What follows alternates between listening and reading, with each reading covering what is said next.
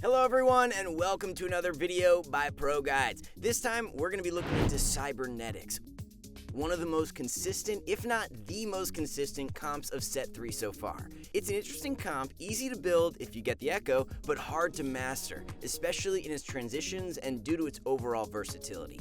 Before we dive in though, make sure to check the link in the description and get to see all the content we'll be uploading for you guys, created by the top challenger players around the world to help you get better and hit that first place in your games. We recently launched TFT coaching as well on ProGuides.com with really active and awesome coaches, one click away from helping you climb that ladder. We'll see you there.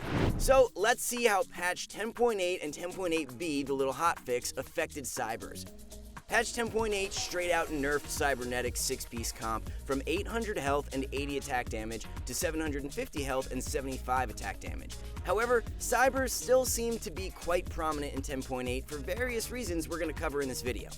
10.8b did not nerf Cybernetics, but the nerf of S-tier comps like Star Guardians and Dark Star could mean that Cybers will rise a bit in power indirectly. Currently in PBE, Cybers are set to receive further nerfs in 10.9 to both 3 and 6-piece. However, we have to wait until Wednesday to find out, since PBE changes can be pulled at any time, so we're not going to go into much detail about that. How do we play this comp then? Early game.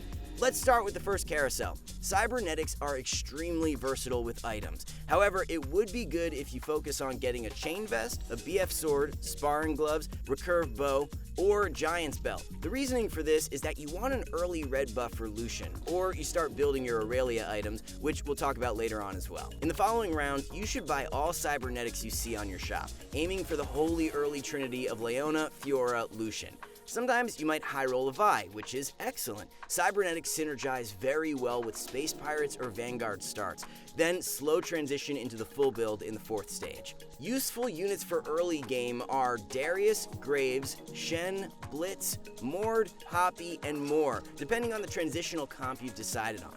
Make sure you do not go for 4 Cybernetics unless you have 4 items that you can distribute without locking them into the unit. A way to do that is to buy a 4th Leona or Fiora and keep them there for when you want to pop that item out of them and give it to a more impactful unit. Another strategy is to put support items on those units, like ZZ Rot or Redemption, that make an impact when they die, and die they do in the late game. On the second carousel, if you don't have your red buff on Lucian, try to get the belt or the chain vest to complete it. Otherwise, same rules as before applies. Try to get the items for your late game carries. If you have a win streak, you will want to level up to 5 quite quickly and get Space Pirates, Vanguards, Chrono, or some other combination in there to keep you in the lead. Continue on to Terraformers, on which you should be as close to 50 gold as possible. Cybernetics does not roll over much, especially at this stage. You want to make do with available synergies from your initial shop, be it Blasters, Vanguards, Brawlers, Space Pirates, Chrono, or Blademasters. Mid-game.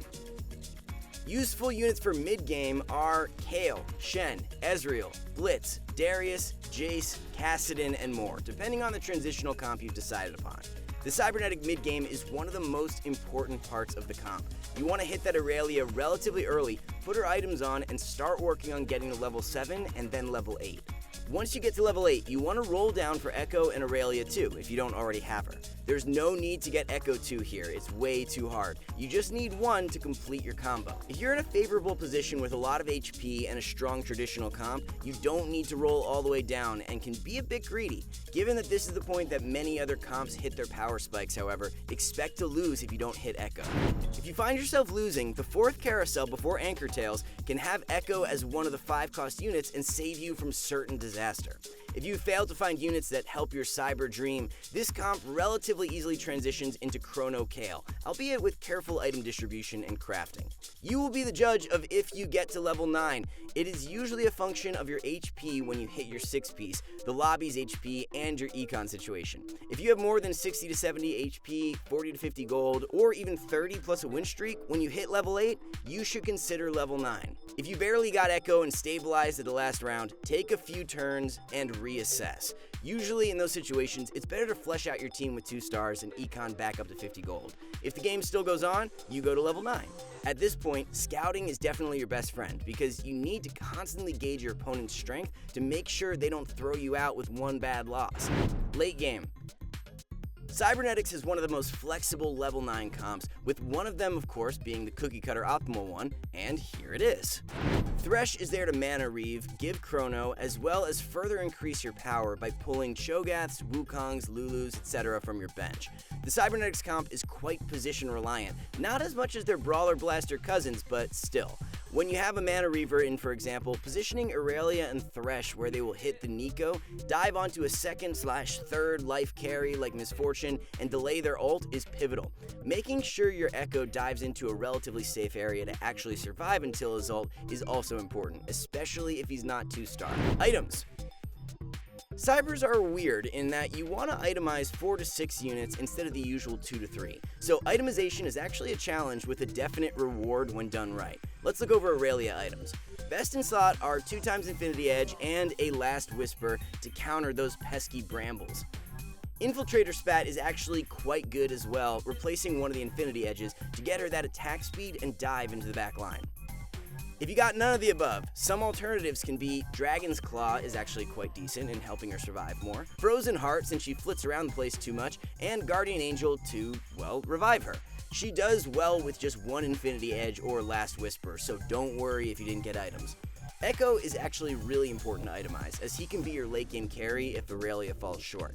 You can put anything on him if you're short on items at that point in the game. Some strong options though are Rabadon's Death Cap, Jeweled Gauntlet, Ionic Spark, Morello's, and Shojin's. Lucian should either have a red buff or maybe a Giant Slayer if you have too many BFs and you itemized Irelia already. Vi should have any tank item with a strong preference to Ionic Spark and Frozen Heart. Fiora and Leona can have no items, but are quite good targets for Zephyrs, if Vi doesn't have one, or Redemption. If the game goes long, you might find yourself itemizing and Mercenary upgrading your MF as well, with the usual items, stuff that gives AP, mana, or both. Tips and tricks. Now, let's see some tips and tricks that can help you with transitioning the comp to a top finish. First of all, Space Pirates. We mentioned them before, but getting a level 2 Darius and giving him Irelia or Echo items, plus a Graves to give you Blaster for your Lucian, if you have red buff, or Jace, will net you a lot of gold in the early and mid game. Couple that with the fact that Darius is a mana reaver, and you get some Irelia synergy until you replace him. Speaking of Mana Reaver, Kassadin is part of this too. He can be part of your transitional comp, even throwing in something else to give you Celestial as well. This speaks to the fact that it's not really worth to have more than 3 Cybers on the board until you hit 6-piece, unlike Dark Stars for example. As such, you should aim to get useful synergies while building your board and collecting your Cybers, finding useful item carries. If you don't get many AD items and it's mostly AP, you should definitely stack a Darius and Jace with AP and tank items and transition into Cybers when Echo comes around, stacking the Echo with AP. He can easily be your carry, getting the enemy team to low levels for Irelia with a single item to dive on them and one-shot them. Are you a Cybernetics player? Share your experience and knowledge with us in the comments, helping others play this comp to a successful effect. As always, feedback is so appreciated, so hit us in the comments. If you like this video, hit the like and subscribe button. It helps us a lot, and we'll see y'all in the next video.